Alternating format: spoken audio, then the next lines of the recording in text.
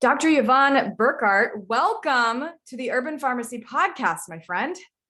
Thank you so much for inviting me. I've been looking forward to this ever since we first started connecting in the DMs. I feel like our messages and our mindset is aligned. So super excited to be here. Nothing better than alignment. It is the beautiful thing. And it gets us closer as a collective to being able to make a really big impact. So I just love it. And I'm super excited to hear from you today. Today, we're talking about toxins. I mean, this is a subject that is still flying under the radar for so many people, but the people who are into it are really into it. So I think that you speak to both groups of people here, and you have such valuable information, and I just can't wait to just have a conversation with you. But before we kind of get started in regards to toxins specifically, can you tell me about you and kind of where you got into this more wellness-driven lifestyle? Absolutely. I would love to, because I definitely did not come out of school thinking like this. So I'm a board-certified toxicologist. I'm trained in reproductive toxicity, looking at the effects of environmental chemicals on our health, but specifically what I looked at was ovarian health and testicular health. So how do environmental chemicals impact fertility? And when I was in school, I was studying really toxic things, carcinogens, oxidizers, really toxic chemicals. So when I came out of school, I didn't really think to myself, even though I know environmental chemicals impact our health in a major way, I didn't think it applied to me somehow, because my frame of reference was so different than everyday exposures. For example, it was these really high doses that you wouldn't encounter in everyday life. Right. But nobody in school was talking about these little low dose exposures that we get from our food, air, water, personal care products, cleaning products, from the clothes we wear, from the materials that are used to build our homes, the type of furniture. I mean, the list goes on and on. Takeout containers, right? You know, all the things. All of it. Yeah. So everywhere. It wasn't until I actually got sick and I suffered miscarriage and infertility. And I just knew that it wasn't just by chance. It wasn't random chance. My body was so toxic after pretty much living a very conventional lifestyle all my life, but pretty much ignoring and kind of brushing off a lot of symptoms that I had, because doctors told me I was normal and no one could tell me what to do differently. So I just kind of dealt with it until I got to the point where I couldn't deal anymore. This was affecting my potential to have children. It was a lifelong dream. I would have been shattered if it couldn't happen for me. And I had to give myself the best chance that I could. So that's when I finally opened my mind. It was really difficult for me because of my education in toxicology. The dose makes the poison. Environmental chemicals are, things in your home don't really matter. It's just a tiny bit, not a big deal kind of thinking. So it really held me back for a long time. But nonetheless, I finally found the way, which is living a low tox lifestyle, living holistically and organically as possible. And it has completely changed my life. Thank God, I was able to have 2 kids on my own. They're healthy. Everyone's happy. Dream outcome, basically, because of low tox. That's amazing. And I love so much. Well, I love first off that you were able to get pregnant on your own. That is not the case for me. I was super toxic as well. I even went like raw. I was able to get pregnant, but I did go through IVF. I don't like to say that I had to. That was my choice. And I know that ideally I wouldn't have done that, but I did. And I was able to support the pregnancy because I did wake up. I went off that birth control pill, and then I started to detox, like all the things, like everything changed in my life right around that period of time, and started switching out my products and everything. And then I'm also super glad, Yvonne, that you say low tox, because it bothers me super bad when people say non-toxic living. And I really just need to let go of that, because they are spreading an amazing message. And like, we need people like that. We need people to say like non-toxic, but like, here's the deal. I mean, there's toxins are like everywhere. So we can't say non-toxic, because I just think that like creates a sense of purity that doesn't exist. So we have to be, cognizant of that. And I think that low tox lifestyle is really where it's at. And that is what brings people less stress too. And stress in itself is a form of toxicity. So we just have to like approach this without overwhelm. And I love that you use low tox. Okay. Anyways, so I'm super happy that your story came to this and that you're now educating people about this because it's incredibly important. All right, where do I even start with this? Can you tell us what are the main toxins that we're coming across on a daily basis? Do you put them in groups? How do you look at this? How do you help people kind of just start to wake up to this? So I definitely categorize them based on the types of effects that they have on the body. So the biggest one to avoid are hormone disruptors or endocrine disrupting chemicals, because they basically affect every function in our bodies, from how we think, how we feel, our mood, digestion, metabolism, reproduction, immune function. I mean, it just affects your entire body. So the fact that these hormone disrupting chemicals are everywhere, that's also an issue, right? So that's why I feel that those are the most important to look out for. And the number one right now, it's everywhere in the news, are PFAS chemicals or Teflon like chemicals. These are particularly nasty because they just take forever to break down. And that's why they're called forever chemicals. Right. They stay in our bodies for a long time. We are exposed continuously. They're in our air, food, water, the soil. They're pretty much everywhere. But the good thing is that once you figure out where they're lurking, you can just do simple swaps, like storing your food in glass, not using nonstick cookware, because even if it's like ceramic coated or whatever, there could still be some of these similar to PFAS chemicals, even though they say they're PFAS free. Right. It gets a little bit tricky, but simple swaps. That's all that I like to tell people, is just simple swaps. Get a water filter. Don't cook your food in toxic cookware, store it in glass, really simple things like that, that everyone can do to some degree. Yes. I love that. So, and, I just got back from DC lobbying with Beauty Counter we're trying to get some things passed. And I really wish that I could pinpoint exactly which bill I'm speaking of. But there was one that was surrounding PFAS in the beauty industry, and they're everywhere.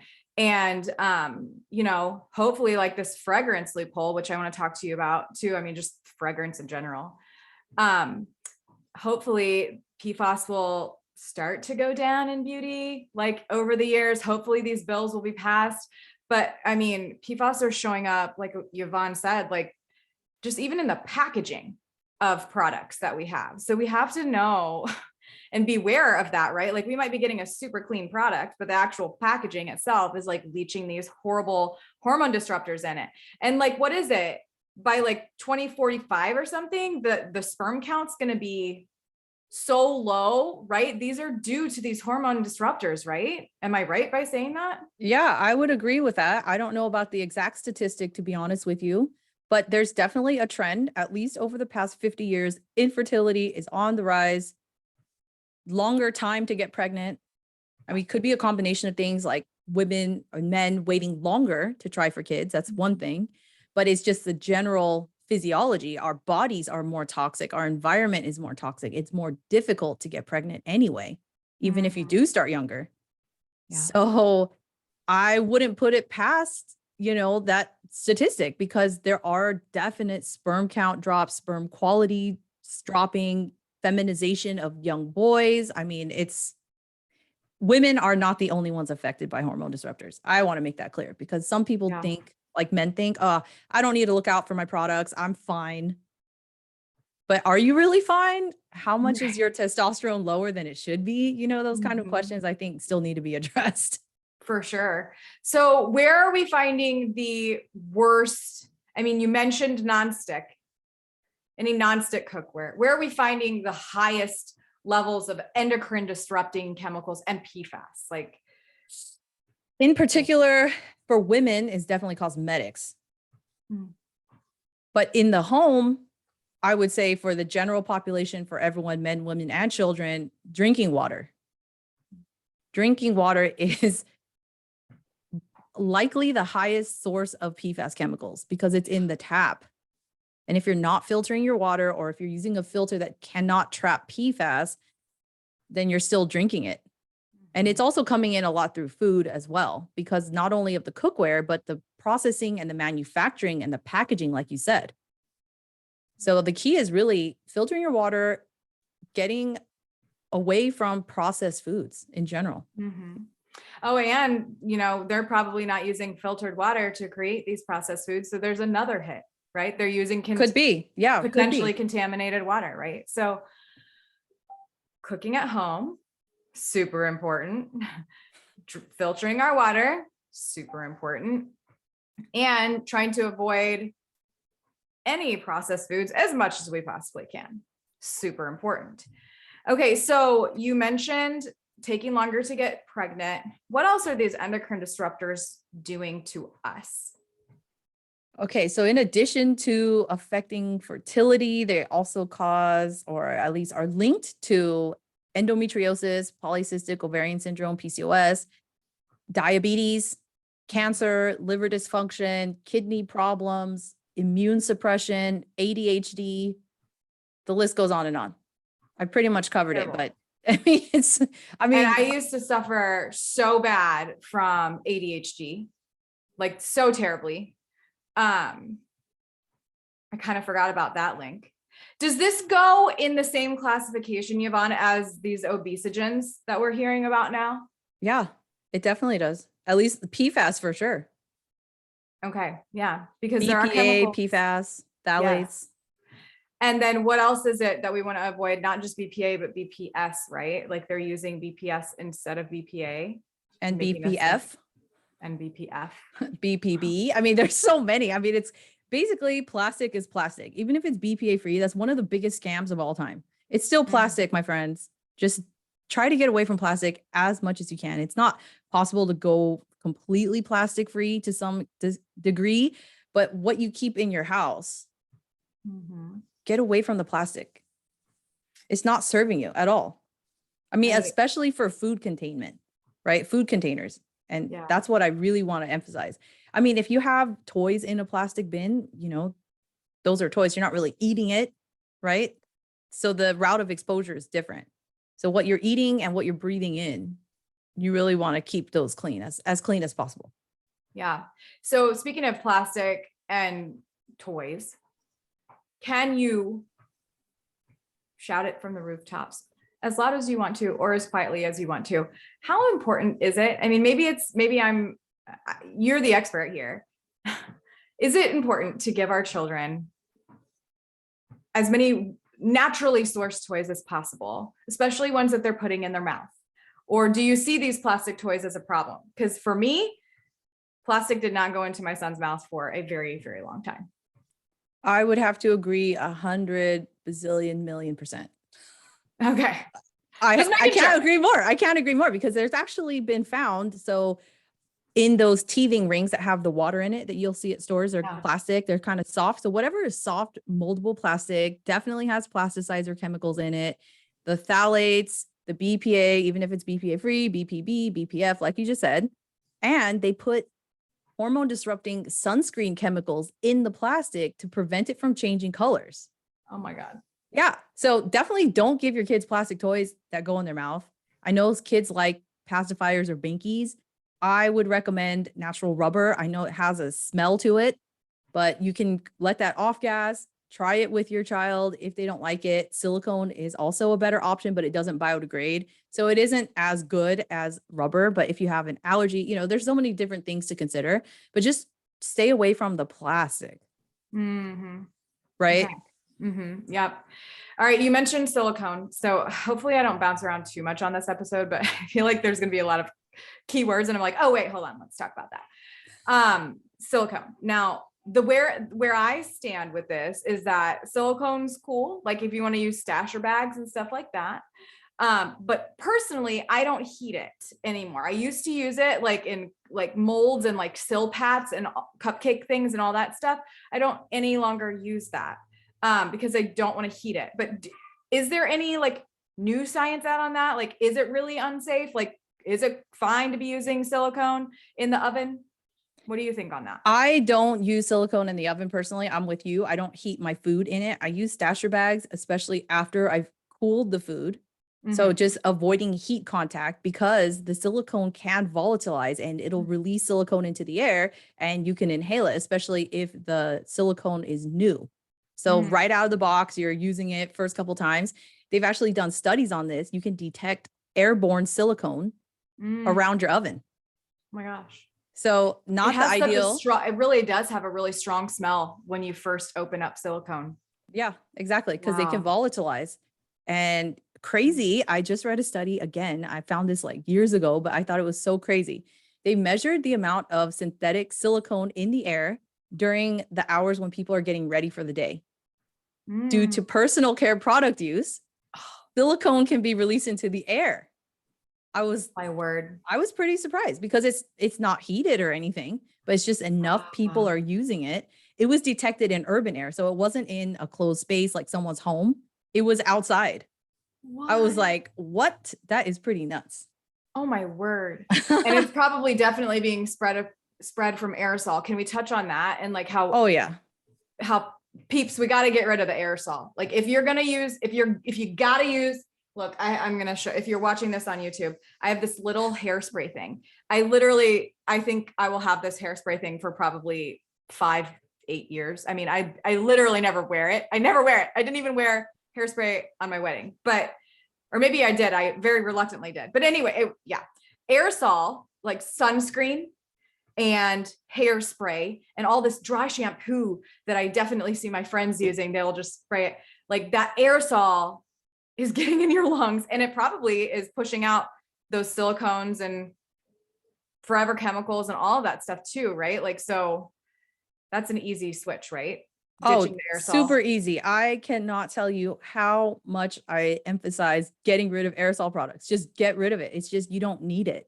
Mm-hmm. You can use a powder dry shampoo and shake it directly onto your scalp, onto your roots. It works great. Yeah. I get it. It's very easy and quick to apply when you spray it, but you're spraying a cloud around your head. And like you Right. said, you're definitely inhaling it because you can even see the particles in the air. It's a powder, right? And Mm-hmm. same with sunscreen, even if it's mineral sunscreen.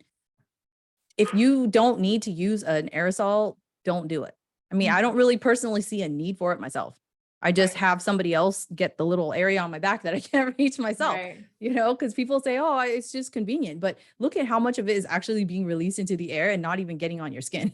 If you Mm-hmm. just watch people apply it, I I know. sometimes just sit back. I'm like, is that even working for you at all? Like, how many I times do know. you have to reapply? How many cans have you gone through in this one pool session? I know, it's terrible. And it's contaminating everybody else's air around them. So Exactly. it's And the just, plants, right? It's just literally oh spreading yeah. everywhere. And you can see sometimes a layer of sunscreen or oils on top of the pool water if it's not Yeah. cleaned. Yeah. So yeah, It's bad. not good stuff. Speaking of water, here's a tip. And I want to know from you, I think there's some validity to this. Getting an ascorbic acid or putting some vitamin C in your water after you're in chlorine, is that effective? Do you know? Have you heard of that? I have not heard of that, but if you're Yeah. looking to I just actually believe I increase. found a study on it. Oh, did you? Okay. Well, Yeah, that would be interesting. Please share it with me. I'm I curious will. because I I just try to avoid staying in chlorine water for long periods of time. So Yeah. where I live, there's a salt water pool in our community, thank Oh, that's goodness. awesome. Yeah. But the hot tub is chlorinated and my kids love going in there and they just come out reeking. And so I Yeah. literally set a timer. Yeah. I actually pre-wet them. So I make them go to the Mm. showers, pre-wet your skin, and then just sit there for however long, couple minutes, and you're out. Yeah. You're inhaling it too. You can I smell it, know. right? If Yeah. you can smell something, that means you're inhaling it. Yeah. I'm pretty dang sure before I posted it, I found a study on it where you put I just bought powdered ascorbic acid and you put it in. You can actually do this before as well, I think, to help repel the chlorine slightly from absorbing in your skin, but you can put it in your bath water. And it's supposed to help you, quote, detox from chlorine. So I'll send you that link. I'll put it in the Cool. show notes too. Okay, hold on. You were talking about plants. You were just saying, sunscreen's contaminating our plants. That's true. Can you speak to, do you think that house plants are effective at helping clean our air? Yes, but the number of plants that you would need to actually clean enough air in your room for it to make a big health impact is like, how many plants did they say? Like 100 A lot. per whatever. So basically like a mini rainforest in your room, Right. which isn't what most people have. I see you have plants in the background, which is great. I do, but I don't have enough, nearly enough. I mean, Right. you know, you got to have the windows open pretty much. Exactly. Because people sometimes fall into the trap of thinking, oh, I just have a couple houseplants. I'm cool. I don't even open my windows. Well, opening your windows is the best way to clean your air. Yeah. If you're You do that outside every air, day? I 100% all my windows completely open as much as I can, even in the winter. So my husband grew up in Germany, Mhm. and his parents, once we leave a room, dead of winter, they'll open the windows. And I'm like, why are you opening the windows? It's so cold. They're like, oh, because you've got to let the fresh air in. And Yeah. nobody in their house gets sick. Wow. And it's just the coolest thing. And I'm like, yeah, you know what? You're right. You come in and the air just feels fresh, because otherwise you've got the heater going. It's moist and humid. How much mold, bacteria, and viruses do you have, right? So Mhm. opening the windows. Yes. Okay. So how often, since we know that these dust particles and these forever chemicals and even these plastics, like in tiny microscopic amounts, are floating around in our dust, how often do you think that we should be dusting? Oh, at least once a week. Okay. So this is a crazy story. So I used to work in the fragrance and flavor and fragrance industry. And when I worked at the actual office building, that's where they were synthesizing the chemicals. Mhm. And my air was so disgusting that I was having to dust every day. Wow. Every day. The windowsill, if I came back over the weekend, it had a layer. It was pretty shocking. And so to think that I'm sitting in there inhaling that all day, and I didn't have an air purifier back then because I was still 100%, like not into health. I'm just Yeah. going to be perfectly honest. I wasn't thinking about it, but looking back, I'm kind of horrified. So That is crazy that you, of all people, worked in the flavor and fragrance. Did you say fragrance too? yeah, the Oh, company God. makes flavors and fragrances. So like flavor and fragrance chemicals are basically the same. It's the same kind of stuff. It's just one is used in, like spray, household products and personal care products. The other one is ingested or eaten, but they're essentially the same type of chemicals. Okay. I didn't necessarily know that one. Can you talk about fragrance and the loophole that Oh yeah. needs to be closed? Can you talk about how bad fragrance is? Yeah. So, I'm not going to demonize just fragrances as such. I'm going to talk more. I need to talk about why it is that the government functions the way it does and why it doesn't protect our health. So first of all, fragrances can just be called fragrance. There's, I think, 3,600 different types of chemicals that are approved, or I don't even want to say approved because nobody approved them. Right. It's I think it's like 3,800, but yeah, no. It's like tons. So like the International Fragrance Association, IFRA, they have this approved list or list of ingredients that they use in fragrances. There's thousands of them. Yeah. So you can potentially have thousands of chemicals in this one word fragrance on the label. And the government doesn't require that they disclose what those chemicals are because it's proprietary. And I'll tell you the reason why.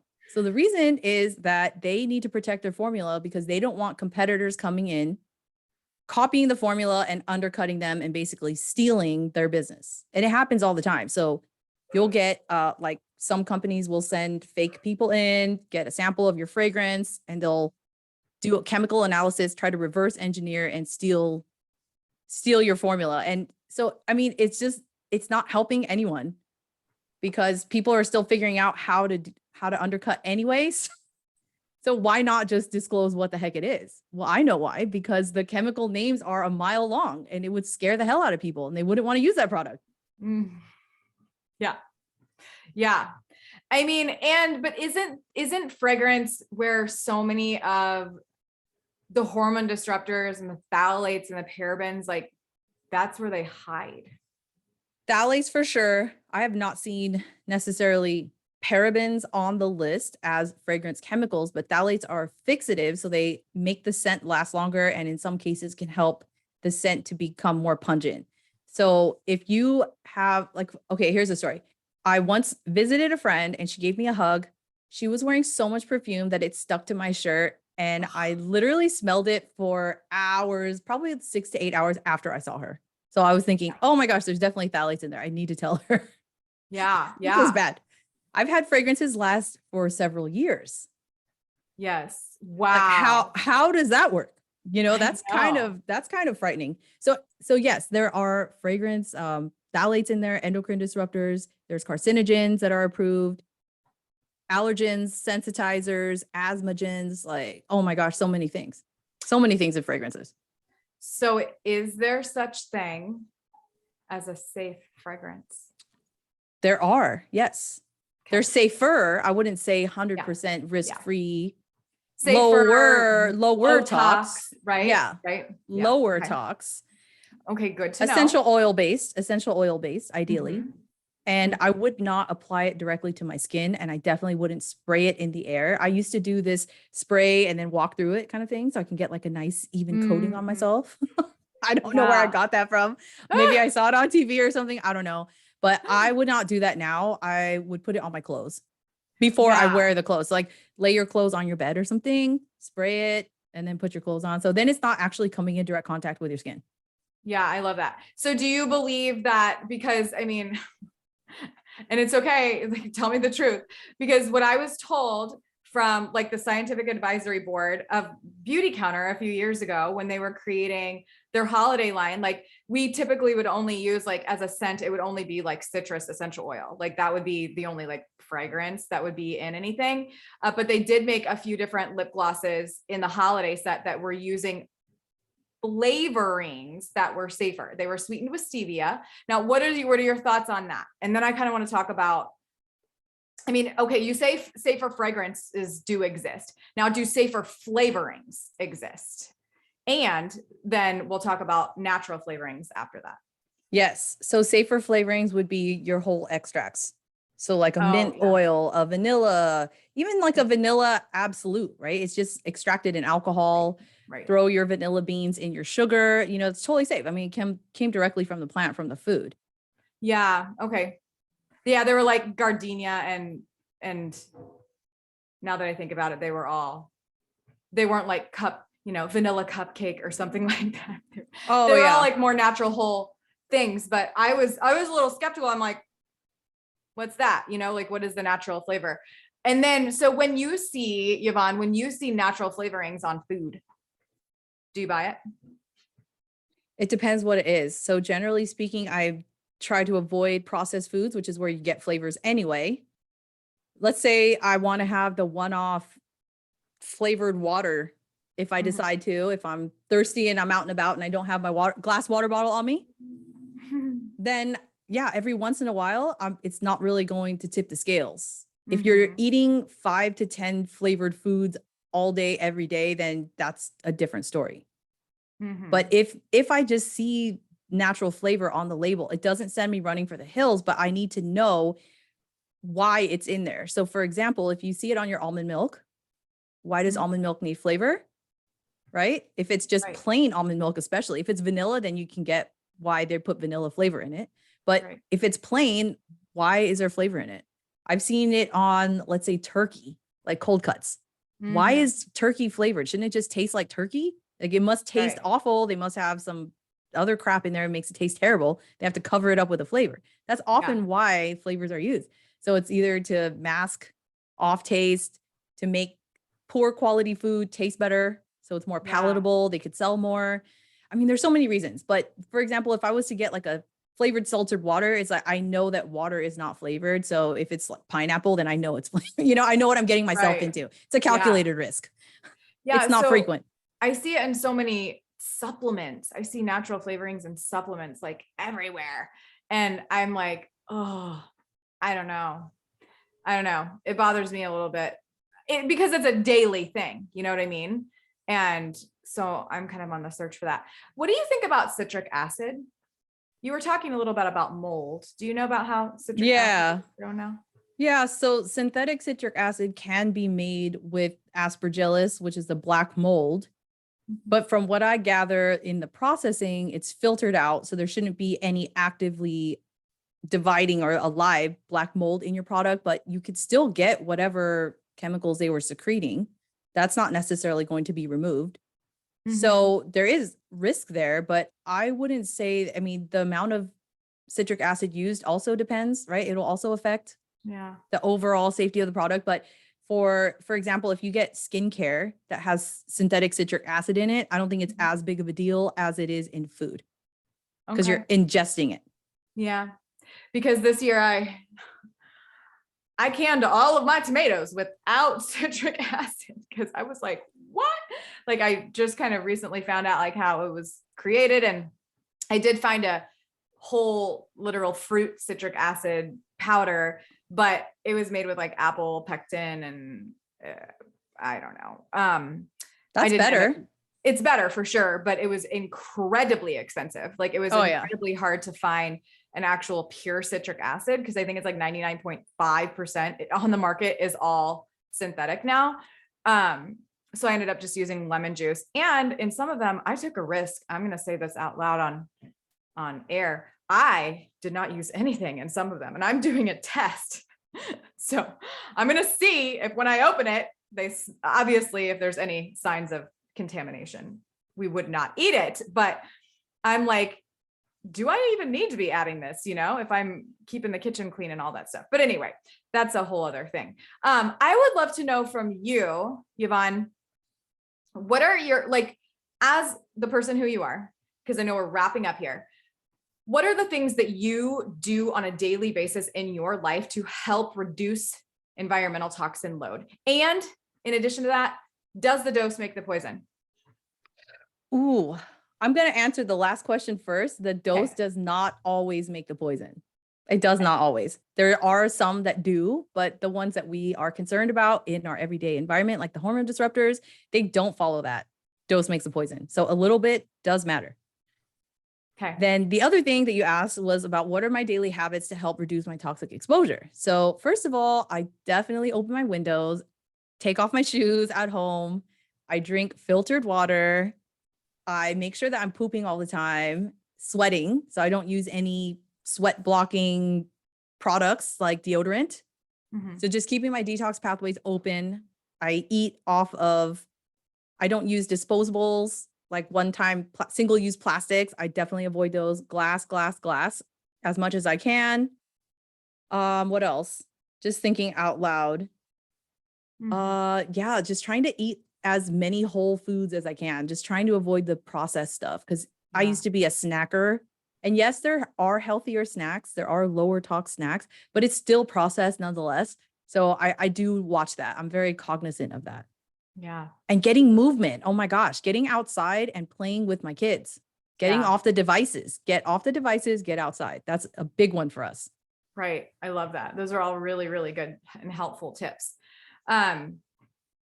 Okay. So a little bit of endocrine disruptors do matter. You kind of circling back to that question, does the dose make the poison? Does this have to do with bioaccumulation? I'm trying to wrap my brain around this because, like, are there specific toxins that bioaccumulate more and that, that daily exposure just adds up? Are these endocrine disruptors so toxic that like just a single exposure could ruin our chances of getting pregnant? Like can you explain a little bit more about that? Like the spectrum, if you will? Yeah. So when it comes to endocrine disruptors, one person has said that the equivalent of how potent our hormones are in our body, like how tiny amount they are, is the equivalent to a single drop in an Olympic-sized swimming pool. And the amount that we're getting through our environment is really not known. So it could be one drop more, it could be two drops more, but that's already 2 to 3 times, maybe even 10 times, depending on how you live, more than what you actually need. So you have an excess, you're throwing off your balance. And the key to life is trying to maintain balance, right? Moderation and balance. So when it comes to these hormone disruptors, some of them bioaccumulate like the PFAS because they don't break down for many, many years. but others like phthalates, they're metabolized a little bit more quickly. Mhm. So because we're continuously exposed though, there is the risk of accumulation, Mhm. because depending on how quickly you can detoxify them from your body and how much you're actually being exposed to, those two factors are going to determine how much is in your body at any given time. So Mhm. just think of it like that. Heavy metals can also accumulate too. So there is no technical safe dose. And that also doesn't apply to the dose makes a poison either, because Mhm. we just have, it just stays in there. It's hard to get it out. You have to pull it out with, detoxing and chelation and all these kind of things. Right. So yeah, Okay. there is a possibility. Wow. Okay. All really good, helpful information. I think that this is going to give people enough to get started. And just reducing, getting 1% better every day. Like, you guys can all do this. We're cheering you on, like 100%. I have one more question for you, and then we need to know where to find you. So Yvonne, what does holistic living mean to you? Holistic living means to me that I pay attention to everything as a whole. So I'm not just looking at what I'm eating as affecting my health, but I'm looking at everything that I'm surrounded by, everything in my environment. That's how I define holistic. It's the inside and the outside. Love it. And how can we find you? How can we stay in touch with you? What are you offering? Let us know. Yeah. So check me out on Instagram at Dr. Yvonne Burkart. I'm very active on social media as well. I do live trainings. I do monthly master classes. I've got a private community on Instagram that you can subscribe, only $5 a month. You can get a lot more in-depth content there. I've got several different courses that I offer. So it really just depends. But my signature course is the Safe Ingredient Academy that teaches you exactly step-by-step how to read beauty and personal care ingredient labels so that you can completely detox your routine and you don't have to worry about toxic chemicals harming your health because of your beauty products. Oh, I love it. Fantastic. I'm signing up for that. That's incredible. Okay, so good. Thank you so much for being on and sharing your time and your expertise. And we will have all of the links in the show notes to stay in touch with you. And have a fantastic day, my friend. Take care. Thank you. Thank you so much for inviting me, and much love. Be well. Bye. You too. Bye.